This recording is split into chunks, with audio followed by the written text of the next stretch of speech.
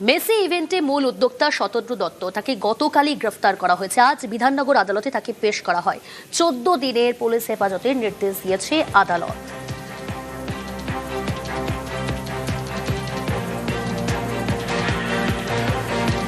Messi ইভেন্টের মূল উদ্যোক্তা শতদ্রু দত্তর 14 দিনের পুলিশ হেফাজতের নির্দেশ দিয়েছে আদালত। গতকালই তাকে গ্রেফতার করে পুলিশ।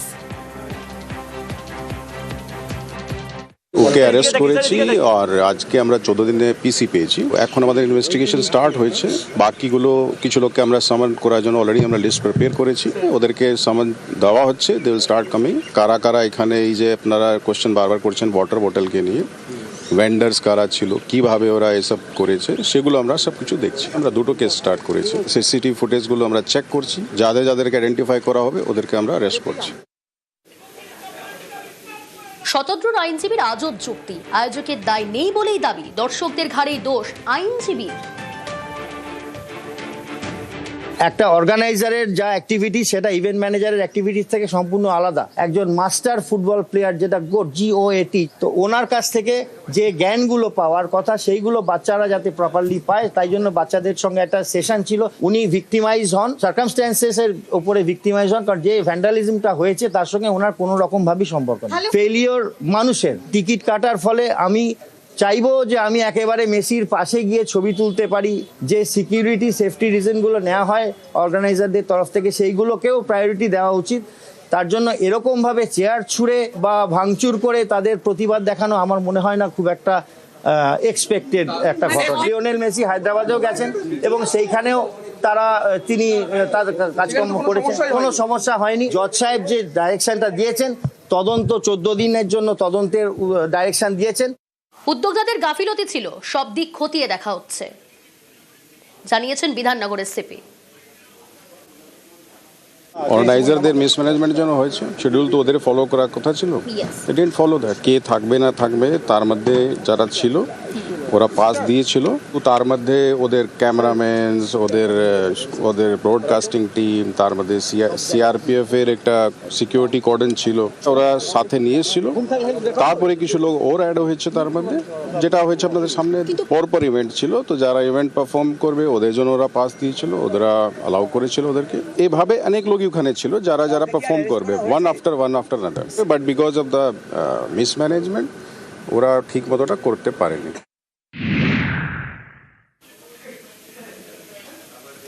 হাই প্রোফাইল অনুষ্ঠান গতকাল যুব ভারতের ক্রীড়াঙ্গনে যে বিশৃঙ্খলা পরিস্থিতি তৈরি হয়, ইতিমধ্যেই 3 সদস্যের কমিটি গঠন করেছে রাজ্য। আর এখান থেকেই আয়োজকদের ভূমিকা নিয়ে কিন্তু বারংবার নানা প্রশ্ন উঠতে শুরু করেছে।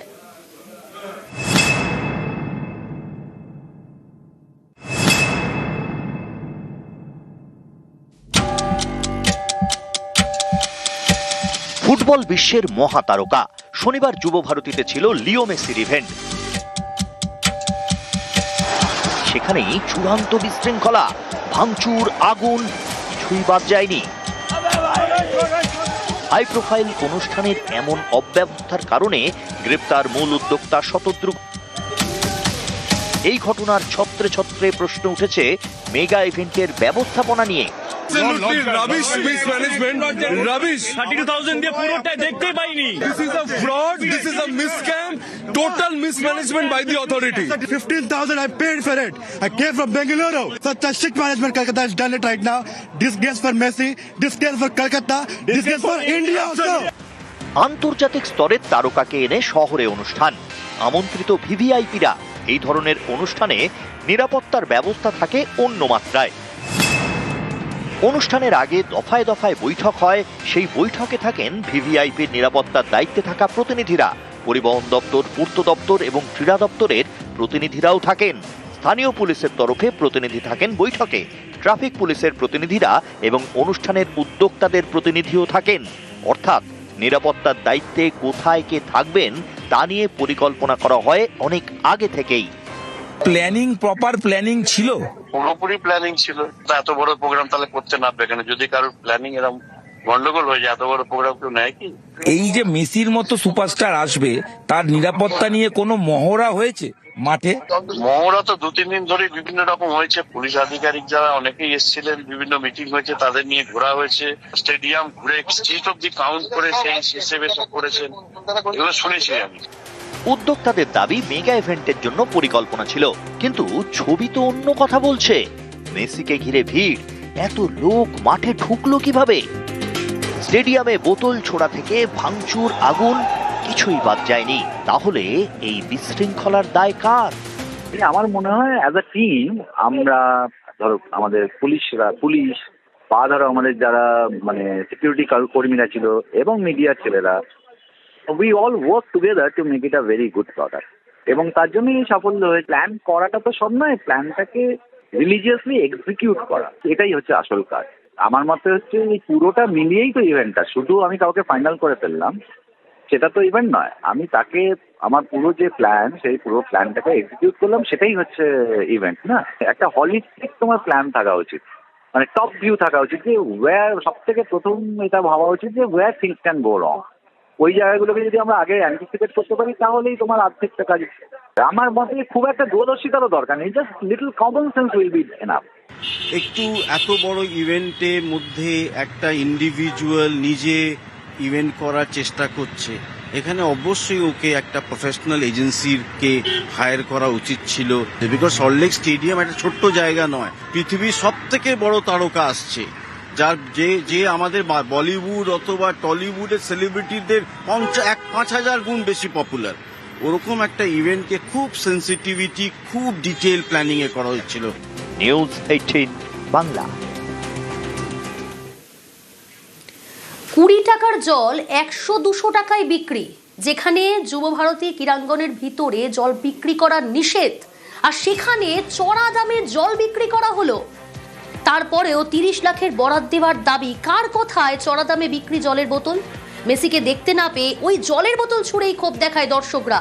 জলের বোতল গ্যালারি থেকে উড়ে আসে মাঠে। मालिक का हमारे 30 लाख का टेंडर था इसको बेचने के लिए, और हमारा माल भी थोड़ा लूटा हुआ है। यहाँ पे अंदर से हमारे लड़के जो बेच रहे थे उनसे माल भी छीना गया, मारा पीट भी हुई उनसे। मालिक का नाम क्या है? निवेश पाटिल। कि वो 30 लाख रुपए किसको दिया था? वो ऑर्गेनाइजर को दिया उन्होंने। 100 रुपए का बोतल का दाम था ये। एक बोतल का 100 रुपया।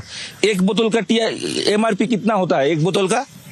इसका यहाँ पे 20 रुपए का है। 20 रुपए का। तो 100 रुपए में आप लोग ही बोल रहे थे 100 रुपए में बिक्री करने के लिए। हाँ, 100 रुपए में 20 का 100। अब ऐसा यहाँ पे महंगा टेंडर मिलता है तो क्या करें। अरे वो पब्लिक भड़क गई, मेसी को देखने के लिए आए, 4,000 रुपए की टिकट खरीदी है जिस बंदे ने, वही उसको बंदा देखने के लिए मिलेगा नहीं तो उसको गुस्सा तो आएगा। पानी का बोतल हमारे ऊपर, हमारे एक लड़के को भी मारपीट करा था उन्होंने। স্টেডিয়ামের ভিতরে জলের বোতল নিষেধ। মেসি ইভেন্টের আগেও ঘোষণা বিধাননগর কমিশনারেটের, তা সত্ত্বেও কিভাবে 30 লক্ষের বরাত?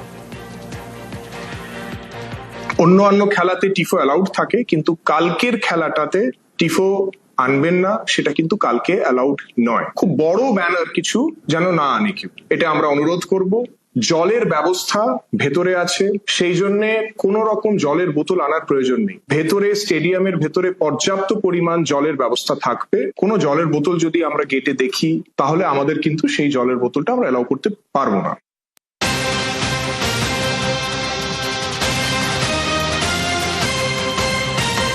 ব্রেকিং নিউজ এই মুহূর্তে। যুব ভারতীর বিশৃঙ্খলায় নোটিশ, আয়োজক সংস্থার কয়েকজনকে নোটিশ দেওয়া হলো। যুব ভারতীর বিশৃঙ্খলায় নোটিশ, আরো ডিটেলস জানাবে অমিত, রয়েছে টেলিফোন লাইনে। অমিত, কাদের কতজনকে নোটিশ পাঠানো হলো?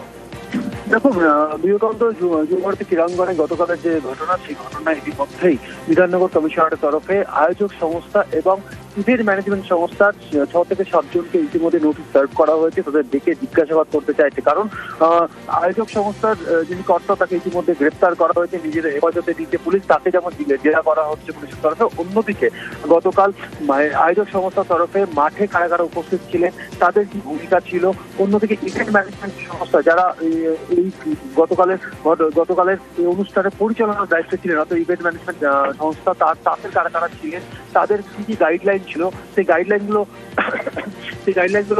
মেনটেন বা সেই গাইডলাইনগুলো মানা হয়েছিল কিনা, সমস্ত কিছুই কিন্তু এই মুহূর্তে তদন্তকারী অফিসাররা জানতে চায়। সেক্ষেত্রে কাদের মেসি বা মেসির সঙ্গে তাদের থাকার কথা ছিল বা কি কি অনুষ্ঠান, মাঠে কি কি অনুষ্ঠান হওয়ার কথা ছিল, সমস্ত বিষয়কে তদন্ত করে দেখতে চাইছে। কারণ গতকালের যে ঘটনা, সেই ঘটনার পরিপ্রেক্ষিতে ইতিমধ্যেই দুটো এফআইআর করা হয়েছে পুলিশের তরফে, এবং শতদীপ দত্ত যিনি আয়োজক সংস্থা তিনি তাকে গ্রেপ্তার করা হয়েছে, এবং তার যারা অ্যাসোসিয়েট যারা ছিলেন গতকাল মাঠে উপস্থিত ছিলেন বা আয়োজক সংস্থা অন্যান্য যারা কর্মী যারা ছিলেন, সব মিলে তাদেরকে জিজ্ঞাসাবাদ করতে চাইছে পুলিশ। এই মুহূর্তে পুলিশ সূত্রে খবর ইতিমধ্যে 6 থেকে 7 জনকে নোটিশ সার্ভ করা হয়েছে, যারা এই ইভেন্ট ম্যানেজমেন্ট সংস্থার সঙ্গে যুক্ত রয়েছেন এবং আয়োজক সংস্থার সঙ্গে যুক্ত রয়েছেন। এছাড়া জলের বরাত নিয়েও কিন্তু ইতিমধ্যে প্রশ্ন উঠেছে, কারণ পুলিশের তরফে যেটা বলা হচ্ছে যে মাঠে জল নিয়ে প্রবেশ নিষিদ্ধ ছিল।